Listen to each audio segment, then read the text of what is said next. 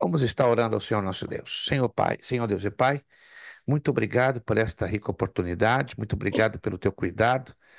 Obrigado, Senhor Deus. Ganhar o teu reino, ganhar o reino de Deus é com força. Se ganha o reino de Deus com muita força. Mas aqui estamos, ó Deus, nos esforçando muito, não apenas a minha pessoa, mas quero acreditar que os muitos dos alunos do curso médio também estão se esforçando muitíssimo para que, em nome de Jesus, chegamos à reta final e alcancemos os objetivos. Senhor, olha para esta turma, está passando algumas dificuldades, algumas delas eu não entendo, mas tu entendes todas as coisas, eu sei que tu vais falar a cada coração, a cada consciência, ajudando-nos a tomar, a unir forças para que juntos, de mãos dadas, cheguemos ao final desta jornada, que está sendo difícil, apertada, mas nós vamos vencer. Nós vamos chegar juntos, desde que decidamos definitivamente chegarmos juntos. Muito obrigado pela vida de cada um dos meus irmãos e irmãs. Entregamos aos teus cuidados esta aula, pedindo que teu Espírito em tudo nos guie, nos ilumine. Obrigado, oramos a ti agradecidos em o nome de Jesus. Amém. Amém. Perfeito, irmãos. Né? Estamos em três, né? O acordo é três, então vamos cumprir a nossa parte, a nossa palavra, né? Isso temos que ter palavra, né? Eu sei que imprevistos, dificuldades, todos nós temos, né?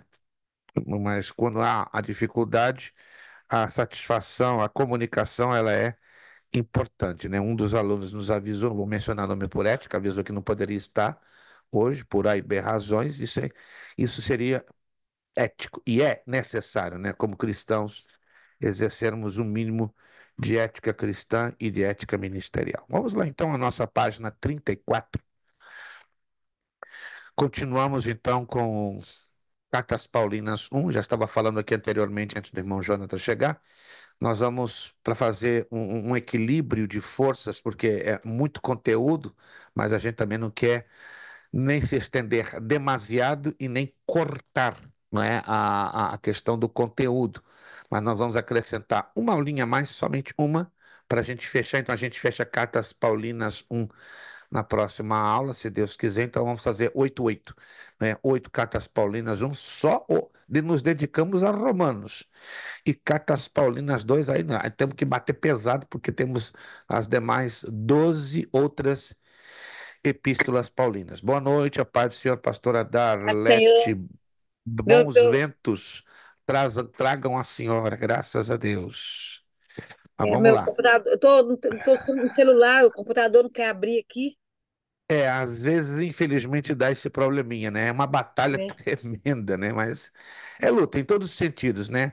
Quando a gente se dispõe a querer fazer alguma coisa para Jesus, computador para, pifa, telefone E é dá mesmo, zebra, e a criança chora, quer mamar na hora errada, e vai embora, e vambora.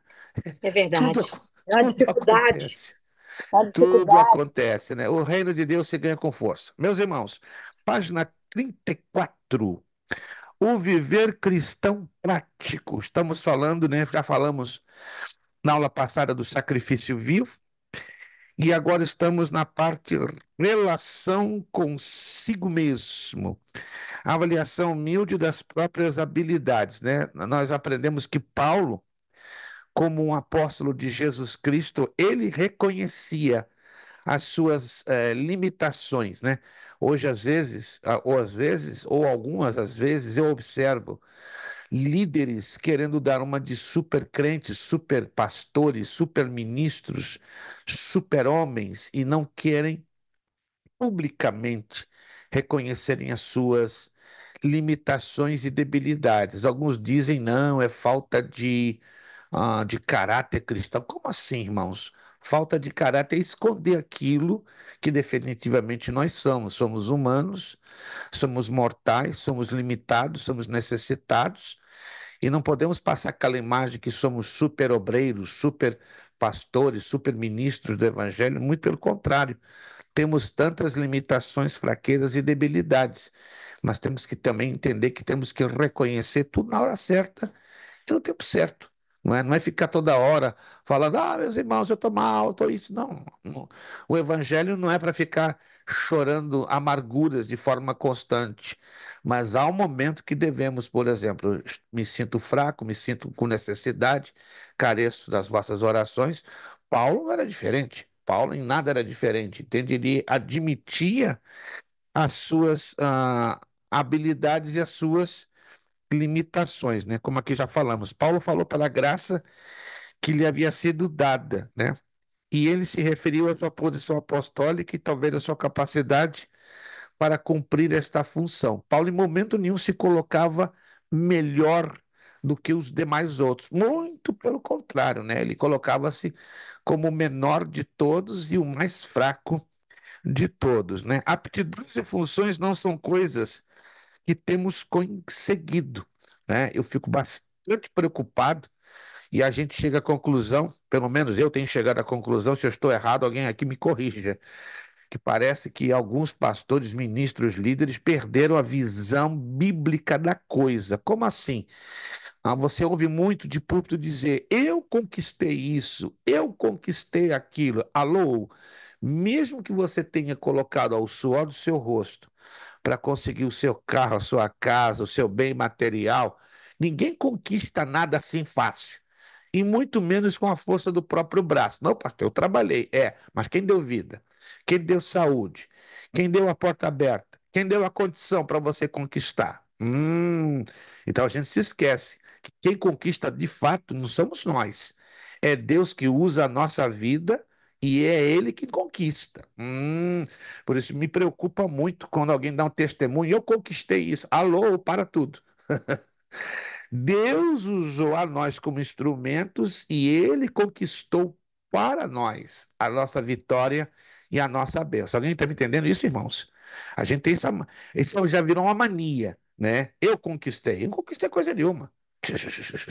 Sem mim nada podeis fazer, disse Jesus. E não é querer ser radical. O evangelho é radical.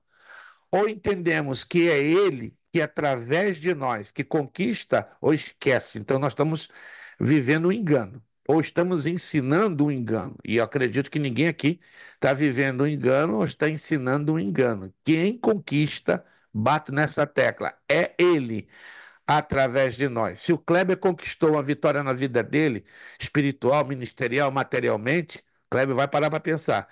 Quem fez essa conquista? Eu sozinho? Ele. Ele através do Kleber. Irmão Wilson conquistou algo, seja lá o que for, espiritual, materialmente, foi ele sozinho, com a força do pulso dele, do braço dele, de jeito nenhum. Foi Cristo através dele. Assim, temos que trabalhar, é um problema de mentalidade. É o que Paulo fala muito bem isso na carta aos Romanos, capítulo 12, o viver cristão prático. E muitas das vezes nós não entendemos a experiência do viver cristão prático. Nós conhecemos muito de palavra, de teoria, de ideia, mas na hora da prática, prática, em consonância à palavra, parece que há uma espécie de dissonância, de divergência. Olha só, aqui continuando. Quando falam da nossa salvação e de nossas capacidades, as Escrituras nunca usam termos como ganho, merecido, digno de, conseguido, mas sempre dado, recebido, etc. Ou quem dera que pudéssemos enxergar isso, irmãos. Nós não conseguimos nada, nada sozinhos, nada. Aliás, não conseguimos nem sozinhos. É Ele que há através de nós. Esses dias, meu filho, né, que tem consciência mais do que eu, me corrigiu quando eu falei para minha esposa, né? Graças a Deus, esse mês conseguimos pagar. Um exemplo, só um exemplo, né? Poderia usar outros exemplos. Conseguimos pagar o nosso aluguel. Aí, meu filho, correção, pai. Jesus é que pagou o aluguel através de você. Meu filho me deu uma lição. Falei, pai, se não fosse Jesus dando vida, saúde, força, é ruim que eu ia ser. O senhor ia ter o din-din para pagar o aluguel. Foi Ele. Primeira e última análise, é Ele que nos dá capacidade. Nós apenas somos o quê? Meros fracos instrumentos. Mas a gente tomou a mania de dizer eu fiz, eu conquistei, eu que aconteci. Esquece, passa a borracha, minha irmã, meu irmão. A gente não fez nada, a gente não conquistou nada. A gente muito mal consegue levantar o pescoço quando a gente levanta de manhã, quando acordamos. Vocês já perceberam isso? Quem é que consegue levantar rápido o pescoço quando acorda de manhã? Eu não consigo fazer isso, não. Ah, pastor, o senhor já está virando o cabo da boa esperança, o senhor já está. Eu estou mais jovem, quando eu acordo de manhã, eu levanto rápido o meu pescoço. Não, não, não. Eu discordo de você. Muita gente pensa porque é mais jovem, tem mais força, tem mais energia, pode muita coisa, mas está enganado. A Bíblia mesmo disse, né, que os jovens se cansam, está lá em Isaías capítulo 40, né? Então muitas vezes pensamos que nós fazemos tudo, mas não fazemos absolutamente nada. É o Senhor através de nós. A minha oração, minha irmã, meu irmão, é que quando você acordar amanhã de manhã, ó, quando você abrir o olho, diz: obrigado, Senhor, abri o meu olho. E agora, com a tua ajuda, eu vou levantar o meu pescoço e vou levantar da cama. Porque se ele não agir na tua vida, nem o teu pescoço você vai conseguir levantar e que dirá sair da cama para sair para trabalhar. Todos estão entendendo, gente? Porque isso já virou mania de as pessoas pegarem o púlpito. Você merece, minha irmã. Você merece. Desculpa estar batendo isso na tecla, irmãos. Nós estamos estudando algo prático, é bíblico. O povo hoje está vivendo de manias que não têm cabimento bíblico. Eu não posso nada, eu não faço nada, eu não conquisto nada, mas é Cristo que faz tudo, Ele conquista tudo, Ele alcança tudo nas nossas vidas através da minha, da sua, da nossa instrumentalidade. Está entendido isso aqui? Está bem entendido, irmãos? Então muda o disco. Se você até aqui tem dito, ó, eu tenho conquistado, eu sou a camiseta, comprei a minha casa própria, comprei o meu carro BMW, muda o disco. Jesus conquistou minha casa própria, Jesus conquistou meu BMW, Jesus conquistou meu documento de legalização, né? Mas usou você. Alguns, Mas quem alguns dizem, paguei o preço. paguei, plantar batatinha no mato, pagar o preço, isso é uma heresia grosseira. Ah, o último que me disse isso foi há 2 dias atrás, lá em Denver, né? Um aluno, eu falei com muito carinho, ele, "Mas, meu irmão, me mostra, como é que você pagou o preço? Não, eu pago, estou pagando o preço. Como? Você já subiu lá na cruz de novo? Você meteu a coroa de espinho na cabeça de novo? Me mostra aí as marcas da cruz. Onde estão as marcas nas mãos? Mostra as tuas mãos, né? Ele ficou muito sem graça. Desculpa, não estou querendo humilhar o irmão, não. Mas o termo pagar o preço é o que Cristo fez na cruz. O irmão voltou a ser pendurado na cruz, tem marcas nas suas mãos, está perfurado no lado. Mostra as tuas costas aí. Está tudo arrebentado com as 39 chicotadas que arrebentaram com a pele e o couro cabeludo de Jesus. Epa, isso é um jargão, isso é uma mania que tem sido ensinada nas igrejas sem amparo bíblico. Que Deus tem de nós misericórdia. Eu não posso pagar o preço, não tenho nenhuma condição de pagar o preço. O máximo que eu consigo ser, sabe o que que é? Ser servo inútil. E olhe lá, fazendo a nossa obrigação, não deixamos de ser servos inúteis. Vamos ler aqui na palavra de Deus, para ficar bem claro, para alguém dizer, Ih, pastor, parece que hoje está chateado, está soltando verbo. Não, eu estou baseado no que a Bíblia me diz. Vamos ver o que que a Bíblia me diz com respeito a isso. Deuteronômio capítulo 8. Se a gente não for na Bíblia, a gente até cai num certo descrédito, né? Como nesse fim de semana nós tivemos uma aula bastante inflamada lá em Denver, no nosso núcleo presencial, né, no Básico em Teologia, falamos a matéria de Cristologia, e no médio, né, que nós ministramos na parte da tarde, estivemos falando de homilética 2. Então, alguns alunos tentaram levantar uma pequena polêmicazinha, mas você está levantando a polêmica baseada aonde? Em que texto bíblico? Vamos lá. Se a gente é porque está querendo polemizar, temos que provar dentro da Bíblia. Mas, na verdade, a Bíblia não é para ser polemizada, é para ser ensinada e aplicada. Deuteronômio capítulo 8, versículos 17 e 18. Vamos lá o que que diz Deuteronômio capítulo 8. E anote isso aqui, para você nunca se esquecer disso aqui, que isso aqui é importante. Deuteronômio 8, 17 e 18. E não digas no teu coração, a minha força e a fortaleza de meu braço me adquiriram este poder. Versículo 18. Antes te lembrarás do Senhor teu Deus, que é Ele o que te dá força para adquirir esse poder, para confirmar o seu concerto que jurou aos teus pais, como se vê neste dia. Ai, ai, ai. Procura decorar isso. Faz um esforço. Decora isso. Pelo menos o 17. Você que sempre tem dito, eu conquistei, eu conquistei, eu conquistei. Ó, fecha os teus abençoados lábiozinhos, ó. Você não conquistou nada. Nada. E não digas no teu coração, a minha força e a fortaleza de meu braço me adquiriram esse poder. Se até aqui você tem falado isso e até ensinado na sua igreja, ó, muda o disco. Isso não está de acordo com a palavra. Olha lá o 18. Antes te lembrarás do Senhor teu Deus, que é Ele que te dá força para adquirires poder. Eu tenho certeza que amanhã alguns de vocês vão levantar cedo, vão trabalhar. Antes de você deitar hoje, diga: Senhor, eu amanhã, se não é a tua graça sobre mim, eu nem vou conseguir abrir os olhos. Que dirá levantar para trabalhar. Amanhã, quem vai ganhar o dia não serei eu, não, serás tu. E tem muita gente com aquela mania, mas eu vou ganhar meu dia. Errado.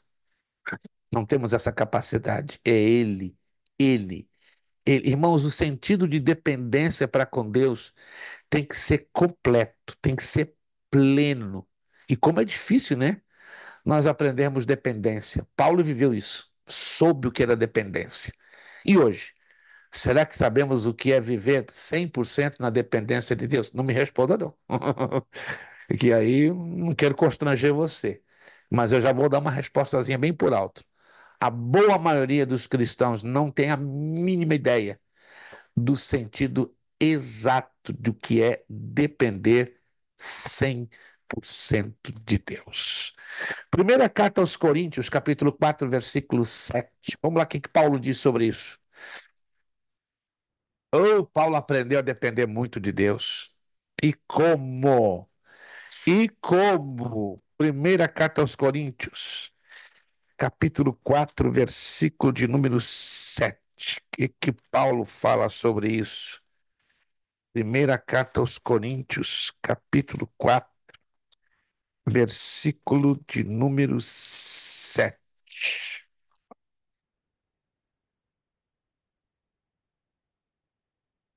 Primeira carta aos Coríntios 4, 7.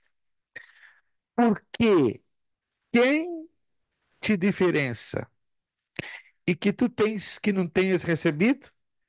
E se o recebeste, por que te glorias como não houveras recebido?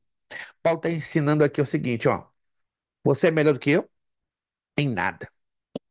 O que eu tenho, o que eu sou, o que eu faço, não é por mim, mas é por ele. É por ele através da minha vida. Paulo aqui foi porque aquele povo lá em Corinto tinha aquela questão, né? Nós fazemos, nós acontecemos, nós temos. Olha o nós aí, ó. A primeira pessoa do plural, nós, ou é o eu, né? Pode ser, vamos dizer que é o eu, falando muito alto. Mas está difícil hoje alguém dizer, é o Senhor quem fez através de mim. É o Senhor que estará realizando através de mim. Alguém está me entendendo, irmãos? Depender de Deus é difícil, é complicado, é uma mentalidade contrária à mentalidade que até aqui temos sido ensinados. Nós temos sido ensinados a sermos muito independentes, muito autônomos, muito próprios de nós.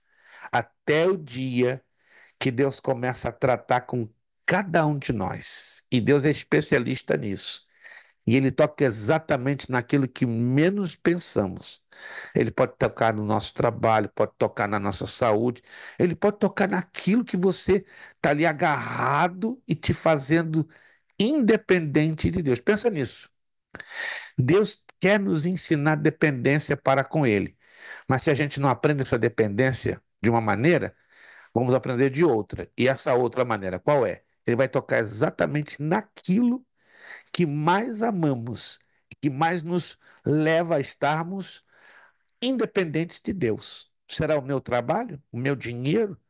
Será o meu objeto material de devoção? Ele vai tocar, não tem jeito. Ele vai tocar para que você aprenda, para que eu aprenda, para que nós aprendamos a olhar para Ele, a depender somente dele. Essa é uma parte difícil do Evangelho de se viver o viver prático. Precisamos pensar de nós mesmos com moderação e não muito elevadamente. Tem gente que pensa que é o, como diz no Rio de Janeiro, né? Tinha um ditado no Rio de Janeiro nos anos 80 e 70: eu estou por cima da carne seca. Ou seja, irmão Wilson se lembra, né? Estou por cima da carne seca. Já no Rio de Janeiro, nos anos 70, né? Eu sou o rei da cocada preta.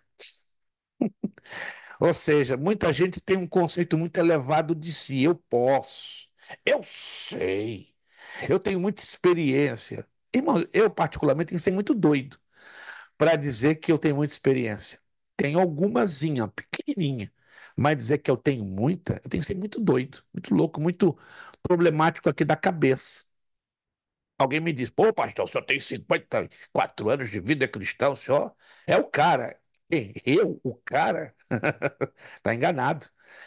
Com 54 anos de vida cristã, pesam muito aqui, ó, em cima desses ombros, para eu ter o quê? Com todo respeito, eu vou usar uma expressão agora, eu tenho que ter muito vergonha na minha cara para aprender, a aprender mais, mais, mais e mais a depender dele e aprender a viver este livro aqui. Vamos ser sinceros? É fácil viver o dia a dia esse livro? Talvez para alguns de vocês é sim, mas para mim, meus irmãos, eu batalho muito para viver cada uma das páginas desse livro. E não é na nossa força, a gente não vai conseguir, não. É na força do Senhor, é na graça do Senhor. Vamos lá. Lembra-se de Deus como a fonte de cada aptidão que temos. Cada um de nós temos uma aptidão. O que é uma aptidão? Um talento, um chamado, um talento, um dom. O Kleber, sem dúvida nenhuma, tem o chamado dele, a aptidão dele, os talentos dele. Irmão Wilson nem se fala. Tem talento vazando pelo ladrão. Irmão Jonatas tem as suas qualidades, suas virtudes, seus talentos. Pastora Darlete, de igual maneira, cada um de nós aqui temos as nossas aptidões. Mas vamos parar para pensar. Da onde elas vieram? Da onde essas aptidões vieram? Nasceram assim do nada nas nossas vidas? Obviamente que não. Obviamente que não. Obviamente que não. Tudo que nós temos e somos é por causa dele. Como diz, vamos lá, ler um texto que você já leu, mas vale a pena repetir esse texto, né? E você repeti-lo até em voz alta, para a gente não se esquecer, porque quando você repete um texto bíblico em voz alta, a tendência de nós errarmos seguidamente ela diminui. Concorda comigo? Toda vez que eu repito um texto bíblico com maior frequência, a tendência de nós errarmos com mais frequência, ela se reduz. Carta aos Romanos, capítulo 11, versículo de número 36. Quem de vocês pode ler para mim? Ah, pode abrir o áudio e ler Romanos 11, 36. Outro versículo digno de nota, digno de ser decorado, digno de ser memorizado. Romanos, carta aos Romanos, capítulo 11, versículo 36. Já que estamos estudando Romanos, né? Então, não poderia ser diferente. Romanos 11, 36. Quem de vocês puder, por favor, abrir o áudio e ler em voz alta. Romanos 11, 36. Porque dele e por ele e para ele são todas as coisas. Glória, pois, a ele eternamente. Amém. Vale a pena memorizar esse texto? Sinceramente, vale. Porque dele e por ele e para ele são todas as coisas. O texto é claro, são todas Todas. as coisas. Não é uma coisinha, não. Isso envolve as minhas aptidões, as minhas capacidades. envolve a minha vida, a minha saúde, tudo, tudo, tudo. Tudo que está aqui, ó, aqui, está em você. Tudo, tudo, não pode ficar nada fora. Tudo é dele, tudo é por ele e tudo é para ele. Tenta decorar isso aí, por favor, decore. E acorde com esse texto na sua cabeça, porque dele, por ele e para ele são todas as coisas. O fôlego de vida que eu tenho é dele. O fôlego de vida que eu tenho é para ele. O fôlego que eu tenho de vida é para ele.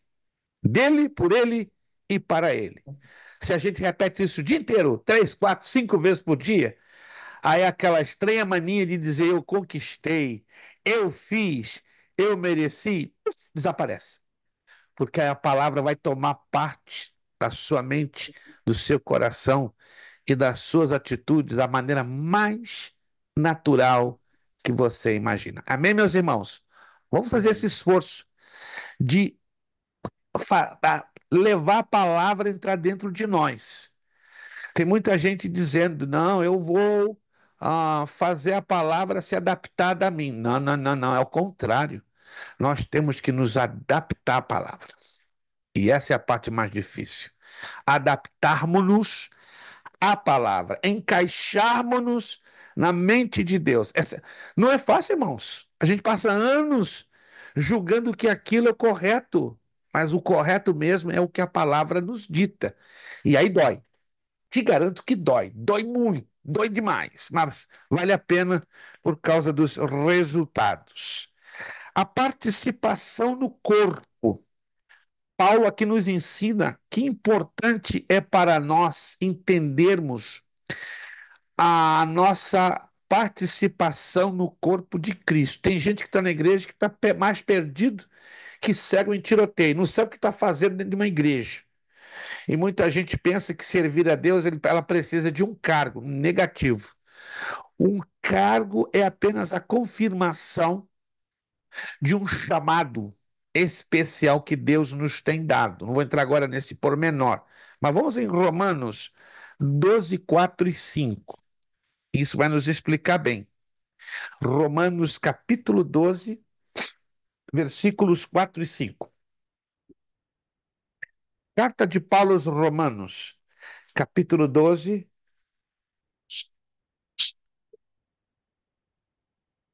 versículo 4 e 5. Porque assim como em um corpo temos muitos membros, e nem todos os membros têm a mesma operação. Assim, nós que somos muitos, somos um só corpo em Cristo, mas individualmente somos membros uns dos outros. Perdão. Quem pode me dizer aqui, em poucas palavras, do que entendeu desses dois versículos? Vamos lá. Qualquer um de vocês, voluntariamente, eu não vou escolher. A menos que tenha aqui muita dificuldade, eu vou ter que esticar o dedo, ó. Você e você. Mas o que que você interpretou? O que que você entendeu da leitura desses dois versículos? Você pode resumir em uma frase, bem curtinha. Porque assim como em um corpo temos muitos membros e nem todos os membros têm a mesma operação, assim nós que somos muitos somos um só corpo em Cristo, mas individualmente somos membros uns dos outros. Vamos lá.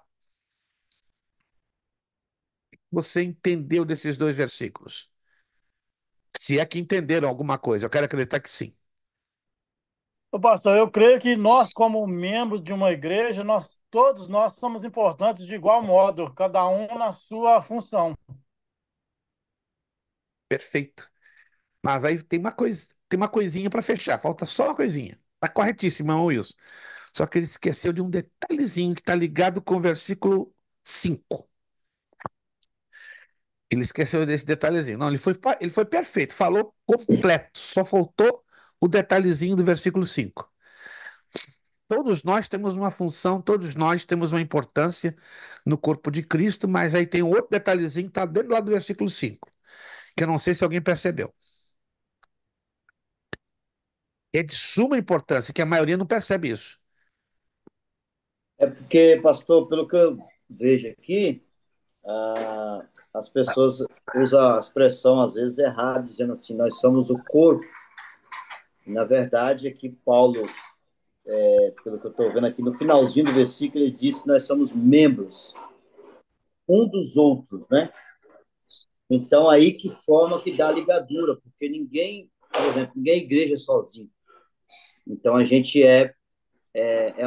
forma-se os membros que dá a unidade de um corpo, o cabeça, eu acredito que, como o Paulo diz, é Cristo, né? Então, eu acho que as pessoas têm Aí essa está o interpretação errada. sentido de dependência de uns para com os outros. Excelente evangelista Jonatas. Ninguém faz nada sozinho. Ninguém. Quem é suficientemente louco e dizer eu posso fazer tudo sozinho, olha, e dá vontade de fazer aquela oração. Prepara e leva, Senhor. Porque ninguém consegue fazer nada sozinho. E muito menos a nível da igreja. Aqui Paulo está ensinando o sentido de dependência. Eu dependo do irmão Wilson. Eu dependo do Kleber. Eu dependo da pastora Darlete. Nós dependemos uns dos outros para que o corpo de Cristo funcione. Mas, pastor, eu estou longe aqui num planeta. Eu estou aqui na Flórida, alguns dos meus irmãos estão ali em Massachusetts, outros estão em outros estados. Irmãos, o corpo de Cristo para funcionar, ele não depende necessariamente da proximidade geográfica e física. Temos que estar em harmonia, em espírito e em concordância. Oh, e deixar bem claro, a minha vitória é a vitória do Kleber. Mas o choro do Kleber vai ser o choro de todo o grupo. Como aqui, gente. Se a gente estiver em união, em concordância, o grupo vai ser beneficiado. Mas se o grupo só concordar, né? Aqui temos um, dois, três, quatro, cinco, seis. Se entre seis, só dois concordarem, não vai funcionar, não. Se você consegue entender isso, tá? Até do lado prático das nossas aulas da segunda. Se só dois estiverem de acordo e o restante não tiver, não vai funcionar. Muito pelo contrário. Serão gerados prejuízos para quem? Para a turma do médio. Alguém está me entendendo ou não? Não estou jogando aqui em direta, não, gente. Estou sendo bem direto, bem direto. Se não houver concordância em tudo ao mesmo tempo, chegar à conclusão, peraí, a minha atitude, ela pode abençoar o grupo ou pode prejudicar o grupo. Opa! É assim que funciona a igreja. Assim que funciona o corpo de Cristo. A minha atitude pode abençoar ou prejudicar. Porque muitas das vezes nós somos ensinados a olhar só para o nosso umbigo. Vamos ser sinceros e abertos?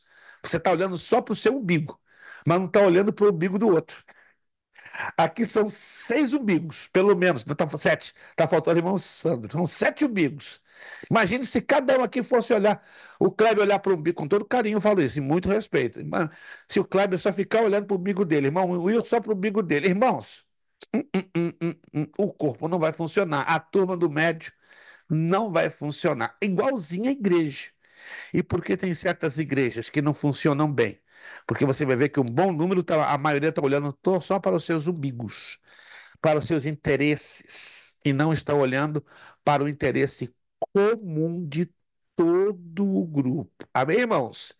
Temos que aprender a constantemente fazer essa pergunta: até que ponto eu estou abençoando ou desabençoando? Estou dizendo nem amaldiçoando, eu digo desabençoando o grupo. Vamos parar para pensar. Qualquer falta de colaboração, de concordância de um elemento prejudica o bom andamento do grupo e assim por diante, porque é assim que funciona a igreja. Cristo criou a igreja para funcionar nesta grande, enorme dependência. Como está aqui Paulo falando, né? Os membros têm funções diferentes, está aqui na apostila. Não se deve esperar que todos tenham os mesmos dons. Eu não vou esperar aqui que a irmã Meire, né? É só um exemplo, seja uma cantora lírica, uma cantora de ópera, e não vou esperar que a pastora Darlete faça a mesma coisa. Pensou? Pode acontecer.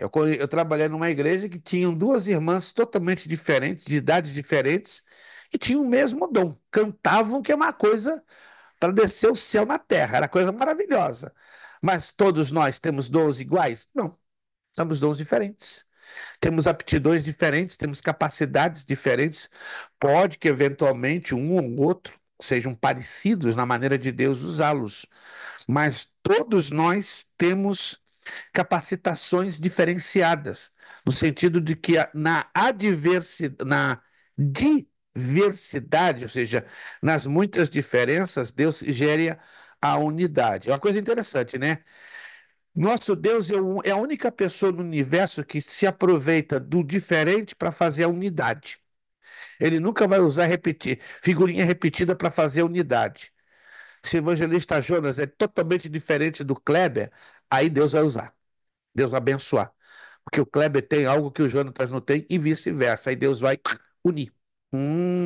Deus opera na enorme diversidade, nas enormes diferenças para trazer o quê? A unidade. Isso parece que alguns não entendem isso porque não têm a visão bíblica da coisa. Vamos lá.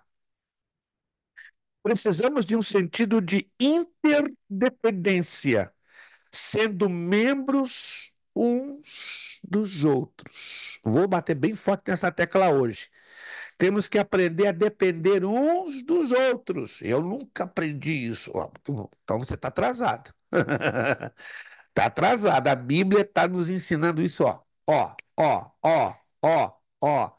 Se você lá atrás, no seu discipulado, há muitos anos, quando você encontrou Jesus, aliás, quando Jesus te encontrou, né? Não é quando você encontrou Jesus, não, quando ele te encontrou. Olha a mania, né? São as frases mal colocadas, né? E a gente, sem querer, entra nessa também, sem querer, né? Não é sem querer querendo, sem querer mesmo.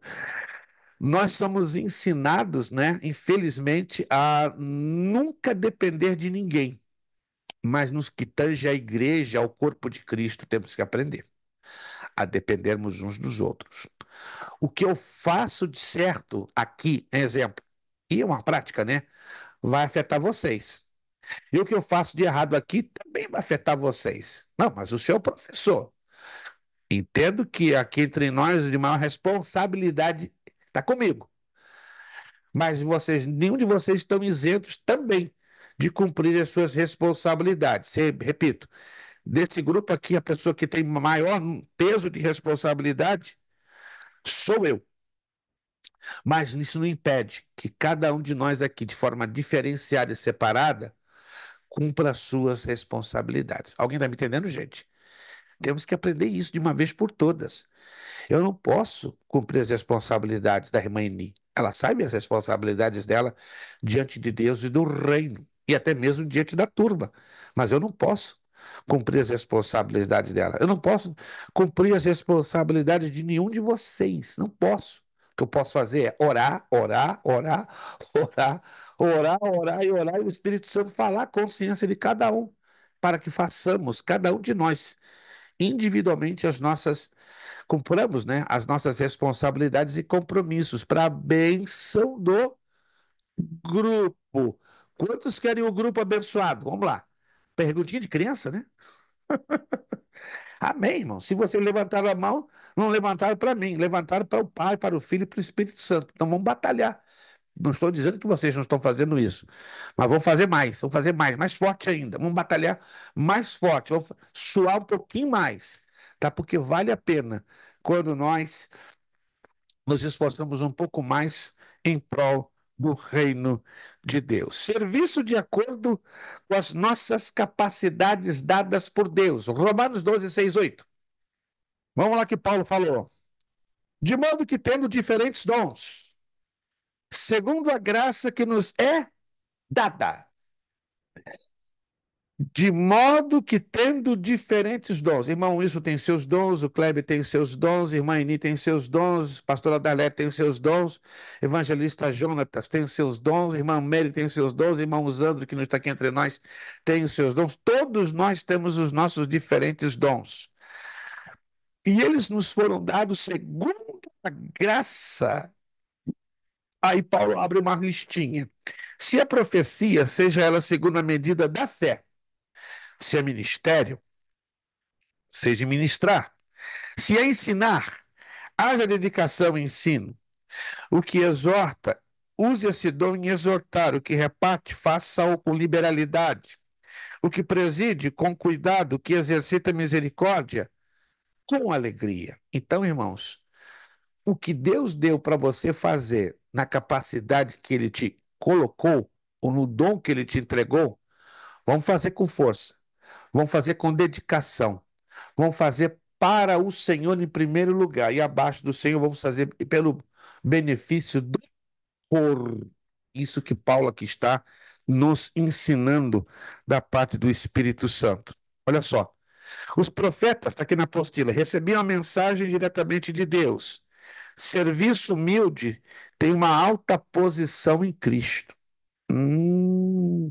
Quanto mais servimos em humildade, dependendo dele, ó, crescemos mais. Quanto mais pensamos que somos o dono do pedaço, nós descemos mais ainda. E Deus não se agrada. O professor ensina as verdades que os profetas revelaram. Olha só que interessante. O exortador incita as pessoas a aplicarem as verdades que são ensinadas. O doador tem que doar com liberalidade e sem duplo motivo de desejo, por louvor e honra. Tem pessoas que fazem questão. Ei, povo, estou dando aqui hoje uma oferta de US$ 3.000. Alô, eu estou dando hoje uma oferta de 3.000. Eu fiquei escandalizado há uns 2 meses atrás numa igreja brasileira aqui, um certo indivíduo, não vou dizer quem, um obreiro, gritou, tá aqui a minha oferta, 3.000. Precisava disso, gente. Alguns irmãos, aleluia, esse meu abençoa. E eu com a cabeça, meu Deus, que imaturidade. E o pastor da igreja, eu falo com respeito, não vou citar nome nem lugar, foi aqui em Orlando. Olha só, isso aqui, esse é o exemplo. Camarada como que diz, se desprendeu do seu dinheiro, deu 3.000, tá aí. Eu quero ver quem é o próximo que vai falar, vai fazer a mesma coisa. Não faz isso, irmã Meire, diga. Pastor, a paz do Senhor. Deixa, deixa eu falar. A gente teve no culto, né, um dia, aí à noite, aí ele falou assim, e tal, vem trazer a oferta e tal, tal. Aí depois ele falou assim, quem deu a maior oferta fica de pé. Aí eu olhei aquilo Não, assim, eu falei, meu Deus. Aí teve um pastor que deu uma oferta maior, né, amor? não, Ele falou assim que ele não tinha nome abençoado. acredito. Ele seria mais abençoado Eu não acredito. por ter dado uma oferta Irmã, maior. não, não, não, não, não. Para tudo, irmã Meire, para tudo, não é possível. Irmão, não é possível que eu estou ouvindo isso. Eu sei que a senhora não está mentindo, a senhora está falando algo que presenciou, mas isso, barbaridade, isso arrebenta Nossa, aqui dentro, ó. é uma triste realidade. Não, isso arrebenta, sinceramente. Como o Espírito Santo está triste ultimamente. Como o Espírito Santo está triste, irmãos. Eu falo isso com pesar na alma. Os líderes estão perdidos, estão cegos, perderam a visão bíblica da coisa. Estão querendo barbaridade. Não é Eles assim, esqueceram irmãos. que o orgulho é pecado, né, pastor? Como é que é? Eles esqueceram que o orgulho é pecado, porque isso é motivo de orgulho para alguém se manifestar dessa forma. Isso é satânico. Isso é um sentimento que Satanás teve em tentar derrubar Deus lá do céu, derrubar Jesus Cristo, entende? Mas como chega a ser ridículo, com todo respeito de quem quer que tenha dito isso, é ridículo, é imaturo, é aberrante, não tem palavras. Que Deus tenha misericórdia, isso é totalmente contrário à palavra de Deus. É pecado isso. É pecado rasgado, tá? Que Deus tenha misericórdia. Guarde a mim, guarde a cada um de vocês de não orgulhar-se de nada, nada, porque o orgulho nasceu no coração de um querubim lá no céu há muitos milhares de anos atrás, e esse orgulho levou ele à derrota, ao buraco, ao fracasso. Que Deus nos guarde de qualquer tipo de orgulho que você venha fazer. Faça com humildade, faça com discrição, faça sem tocar trombeta, faça para a glória de Deus. Faça, ó, se possível, for até no anonimato. Não é preciso, não é, escrever o seu nome, não é? Quem deu a maior oferta? Isso é humilhante.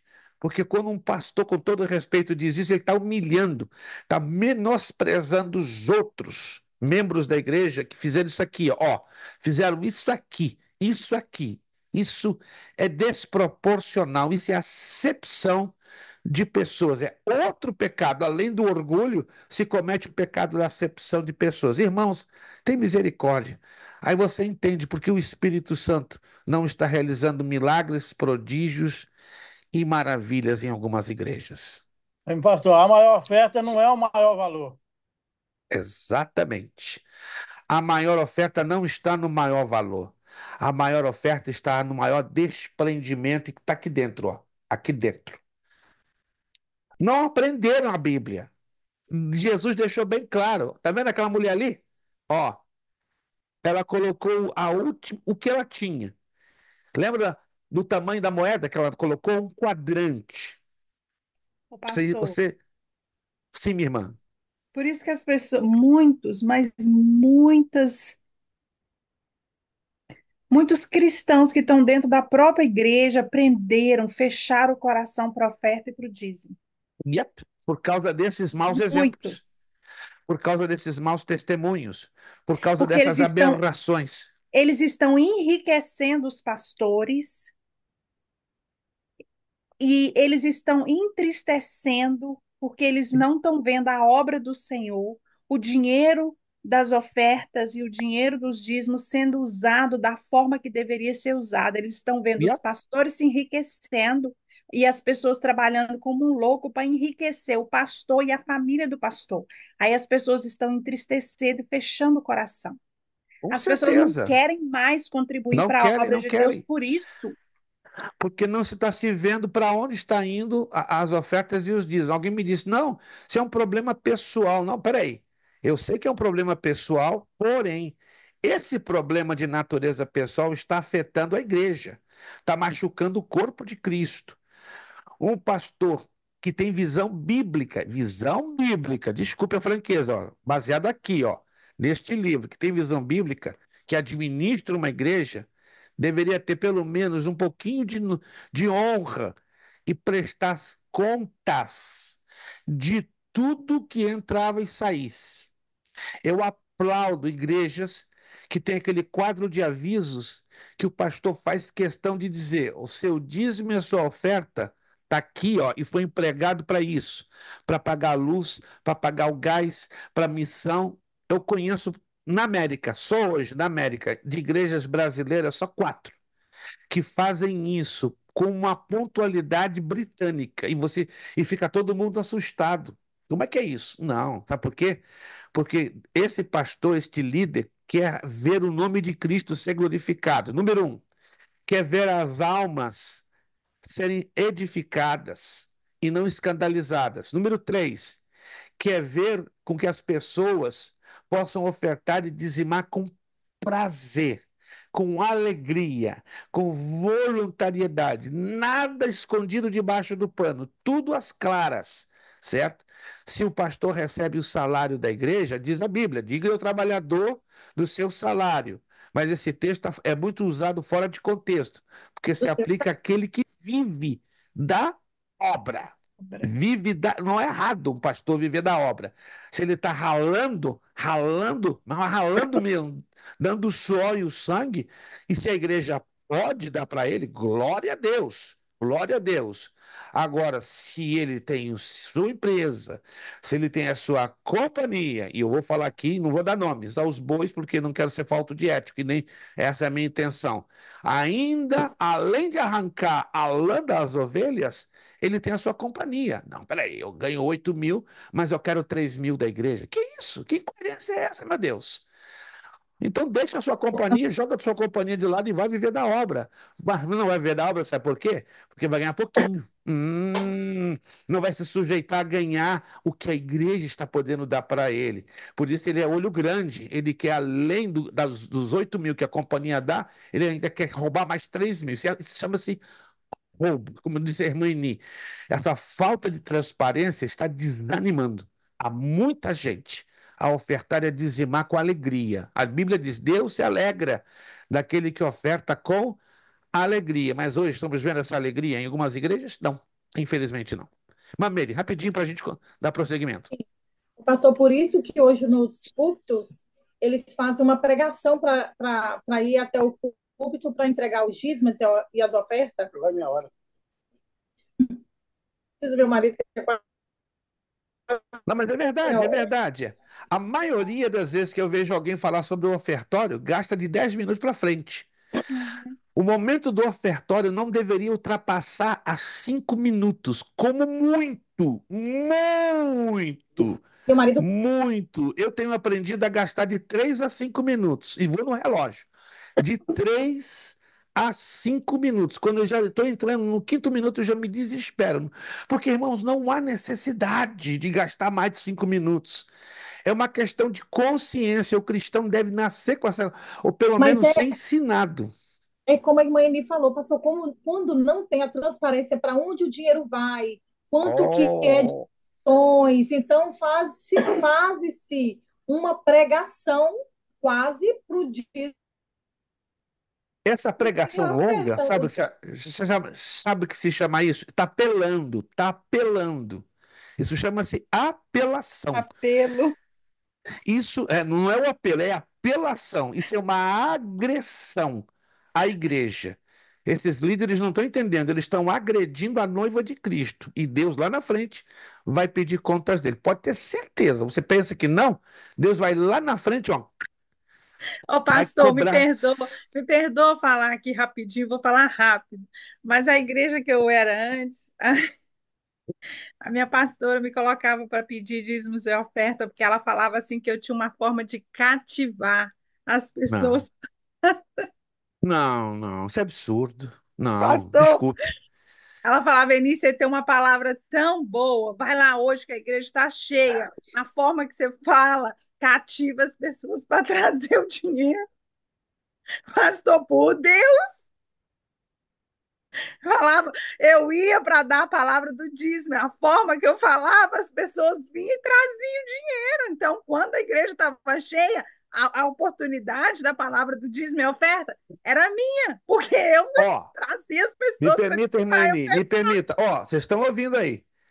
Se a sua igreja está ruim das pernas financeiramente, chama a irmã Eni e Não dá ela faça isso mais, não. 10%. Meu coração fechou. Dá o Esquece. dízimo para a irmã Eni, dá uma oferta para ajudar a irmã Eni, tá? Irmão Wilson, se lá na sua igreja está tendo problema, estou falando sério, chama a irmã Eni que ela resolve o assunto. Pastora Darlete, está tendo problema na sua igreja com oferta e dízimo? Kleber, está tendo problema? Chama a irmã Eni. Mas Pecado. Isso é pecado. faz, faz um contratinho com ela para ela ter pelo menos 10% da arrecadação. Meus irmãos, que triste. Eu não estou falando isso assim só para ironizar, porque é muito triste, né? Eles estão brincando com a palavra de Deus e que Deus tenha misericórdia de arrependimento a essas pessoas que estão manipulando o corpo de Cristo, a igreja, que é santa, pertence a Cristo. Olha, Deus sabe, porque Deus não me colocou para ser pastor de igreja, porque eu ia ser problemático. Eu ia só ter meia dúzia de membros. Só meia dúzia de membros, porque eu não consigo suportar mais certas aberrações que estamos vendo hoje no meio da Igreja de Cristo. Paulo continua dizendo, né, aqui na nossa apostila, o líder precisa ter diligência para dirigir energicamente. O que que é dirigir energicamente?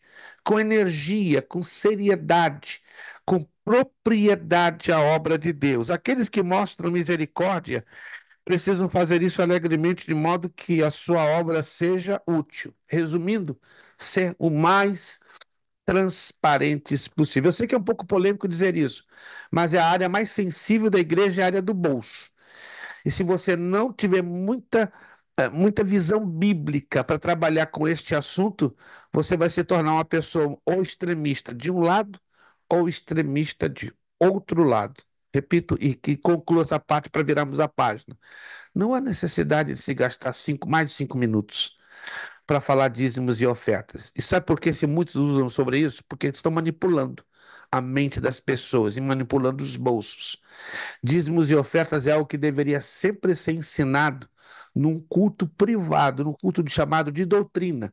A igreja precisava ser ensinada com as portas fechadas. Ó, hoje é culto de doutrina. Hoje o pastor vai ensinar sobre dízimos e ofertas. Quando se ensina, irmãos, uma igreja, não há necessidade de estar repetindo sempre o mesmo assunto. Eu termino aqui dizendo: nas sinagogas, você talvez nunca entrou numa sinagoga, né? Que é o local onde os judeus adoram a Deus e aprendem a palavra. Você nunca vai ouvir um dirigente pedindo dízimos e ofertas. Nunca. Isso não existe numa sinagoga. Mas como é que eles vivem? Como é que eles arrecadam os dízimos e ofertas? Tem dois gasofiláceos na entrada. Presta atenção, isso aqui é interessante. Você vai ver dois gasofiláceos. Geralmente o que está à esquerda é o gasofilácio do dízimo. E da direita é das ofertas. Você não é obrigado nem a dizimar e nem a ofertar. Mas o membro da sinagoga já tem consciência. Se ele for para o gasofilácio da esquerda, ele está dizimando. Se ele for na da direita, ele está ofertando. E aí entra dentro da nave do recinto para aprender a palavra, e ali, em nenhum momento, se fala de dízimos e ofertas. Aí você vai me perguntar: eles são prósperos? Ó, e como? Porque se ensinou a consciência. O ensino conscientiza. Hum? Se não se ensina uma igreja, é claro que vai ter apelação, vai ter manipulação, vai ter aberrações, como vemos hoje no nosso meio evangélico. Que Deus tenha misericórdia, irmãos. Parece que o viver cristão prático que Paulo ensina em Romanos 12, 1, 13 a 14, ele é pouco vivido hoje no meio das nossas igrejas. Virando a página, virando a página. Vamos às perguntinhas. Vou aqui repetir o que eu falei a princípio, né? Alguns dos irmãos não estavam ainda presentes. Eu aprendi a ser muito flexível. Preste atenção no que eu vou dizer, né? Eu não vou voltar a repetir essa informação, né? Peço que todos tenham atenção redobrada. Lá no final do que eu planejei essa apostila, que lá no final nós trabalhássemos com um grupo de exercícios, né? Tem aí questionário, tem aí respostas e tal. Alguém vai dizer, é um volume um pouquinho grande? É, realmente. Mas nesse final de semana eu decidi lançar mão de uma maior flexibilidade. Como seria? Preste atenção no que eu vou dizer. Você está vendo que na apostila nós temos essas perguntinhas que aparecem nesses retângulos. Como estão percebendo? Essas perguntinhas que aparecem nos retângulos. Isto. Geralmente nós fazemos essas perguntinhas sempre no finalzinho de um bloco que abordamos aqui em sala de aula. Alguns irmãos, né, respondem assim, outros ficam com um pouco de dificuldade. Com todo respeito, ele não está aqui entre nós, mas o irmão Zandro é o respondedor das perguntas. Quando ele não está presente, alguém responde por ele, ou a irmã Eni, ou o Kleber, né? Kleber custa, mas quando o Kleber responde, ele responde.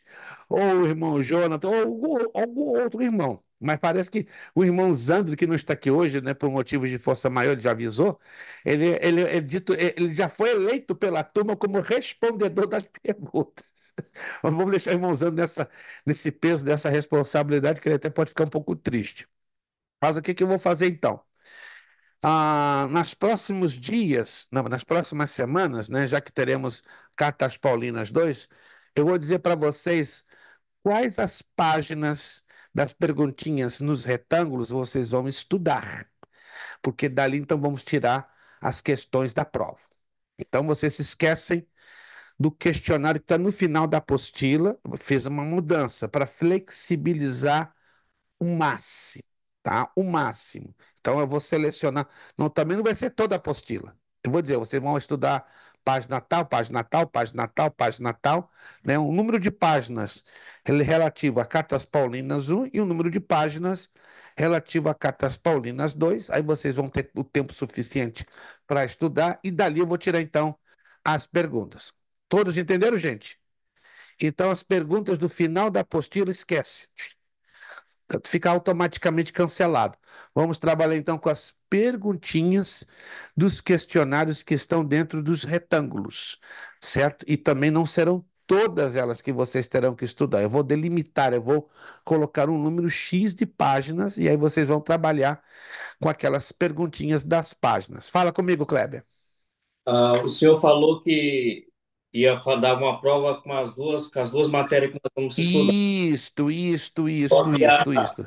a carta Paulinas 2 ela não tem essas perguntinhas aqui. Eu estava observando aqui, Elas têm alguma coisa. Se você analisar com mais preciso, tem alguma coisa bem aproximada, né? Mas fiquem tranquilos, que eu vou situar de maneira que ninguém vai sair num problema, num prejuízo ou numa dificuldade, né? Se eu estou aqui me flexibilizando, é para mim flexibilizar o trabalho de vocês. Mas fique bem tranquilo, que aí eu vou estar orientando vocês, não vai ter nenhuma dificuldade. Só vamos nos esquecer dos exercícios que estão no final. Era a priori preparado para isso, mas chegando à conclusão que eu acredito que vai ser mais eficaz trabalhando com algo bem mais objetivo, bem mais rápido, bem mais direto. Perfeito? Vamos lá então as perguntinhas na página 35. São 5 perguntinhas. Vamos lá? O respondedor não está aqui entre nós, mas está vocês aqui. E eu sei que vocês podem responder. Página o Qual quê, o pastor? motivo? Página 35, virando a página. Temos 5 perguntinhas. Lá em cima, né? Se você está perdido aí, ó, busca a lacuna da página 35 lá em cima. Começa a pergunta. Qual o motivo que Paulo deu para o seu apelo? Nós já estudamos. Qual o motivo que Paulo deu para o seu apelo?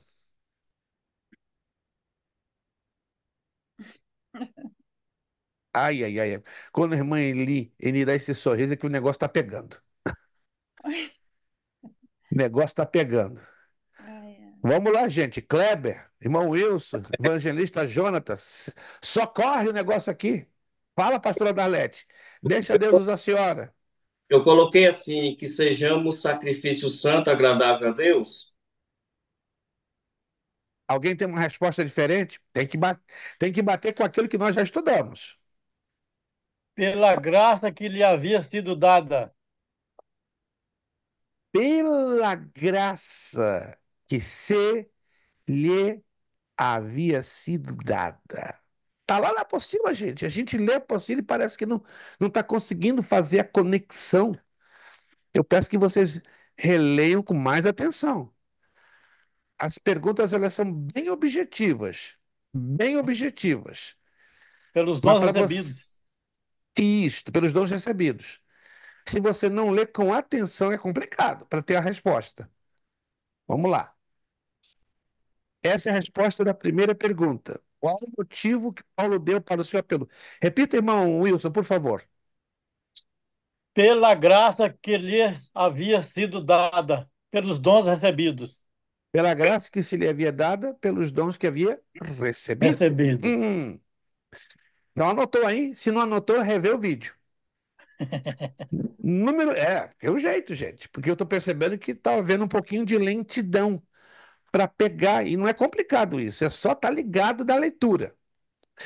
Número 2, o que significa apresentar o corpo como sacrifício vivo? Está lá na apostila. O que significa apresentar o corpo como sacrifício vivo? Nossos corpos, nossas vidas, nossas atividades e ações devem ser dedicados a Deus. Nosso culto racional. Olha só, o irmão Zandro não veio, mas conversou ele com o irmão Wilson, deixou tudo arrumado. Agora, hoje, o respondedor é irmão Wilson. Vamos lá. Repita, por favor, irmão Wilson, que parece que a bola só está com ele agora. Ninguém está jogando a bola, só ele. Nossos corpos, nossas vidas, nossas atitudes e ações devem serem dedicados a Deus. Significa nosso culto racional. Nosso culto racional, perfeito. Não tem dificuldade, não tem complicação, entende? É só ler com atenção a pergunta e ler a parte que está relacionada com a pergunta. Número 3, alguém deve pensar em si. Está lá baseado em Romanos 12:13. Como alguém deve pensar em si? Com humildade e com moderação. Com humildade, com moderação. Ninguém pode ter um conceito acima de si próprio, como querendo colocar-se melhor do que o outro. Número 4, qual é o relacionamento de cristãos uns com os outros? Falamos agora há pouco. Se você se esqueceu, reveja o vídeo. Qual é o relacionamento de cristãos uns com os outros? Deve ser sincera, com afeto, com entusiasmo, com paciência, com generosidade, hospitalidade e com boa vontade, com simpatia, com humildade e discernimento. Meu Deus, meu Deus. Oi, irmão Wilson. Irmão Wilson hoje está com a corda solta, né? Olha, o que é uma coisa combinada com o irmão Zandro? Não, foi com o Espírito Santo mesmo. Foi com o Espírito Santo, né? Repita de novo, por favor, irmão Wilson, porque, olha, a colocação dele foi perfeita. A relação deve ser sincera, com afeto, com entusiasmo, com paciência, com generosidade, hospitalidade, com boa vontade, com simpatia, com humildade e discernimento. Porque isso foi tudo lido. Nós estudamos isso ao lermos os textos bíblicos, entende? Eu percebo que alguns de vocês ainda, e eu não me queira mal, não se sintam ofendidos, estão tendo ainda muita dificuldade de interpretar o que estão lendo. Muita dificuldade. Eu só interpreto aquilo que eu entendo na área da leitura. Se eu estou lendo algo e não estou entendendo suficientemente, eu também não vou ter, eu vou ter automaticamente uma grande dificuldade na interpretação. Então eu sugiro, oriento, recomendo, melhorem a leitura de vocês, tanto da apostila como da Bíblia, para não dar problemas na questão de questionários. Eu percebo que essa dificuldade ela é geral. Ela é aqui nessa turma do médio, ela é na turma do bacharel, ela é em todas as turmas. Olha, isso aí é sério. Está querendo dizer o seguinte: está vendo pouca leitura. Quando a gente se dedica um pouquinho mais à leitura, as coisas ficam mais facilitadas. Número 5. Quais são as várias funções dos membros do corpo? Acabamos de falar isso há uns 10 minutos. Quais são as várias funções dos membros do corpo? Profetizar, ministrar, ensinar, exortar, repartir, Excelente, predizer. excelente, excelente, porque é exatamente o que está escrito em Romanos 12, 6 a 8. Irmãos, é simples as respostas. O problema é que nós estamos tendo problema na leitura. Bato nessa tecla. Se você está tendo atenção naquilo que lê, você vai entender. E se eventualmente não entende, é porque não está fazendo uma boa leitura. Quando se faz uma boa leitura, e geralmente uma boa leitura eu tenho que gastar 5 vezes. Você. Anote aí. Fala com Quando eu faço, quando eu faço uma boa leitura, eu tenho que gastar 5 vezes. 5.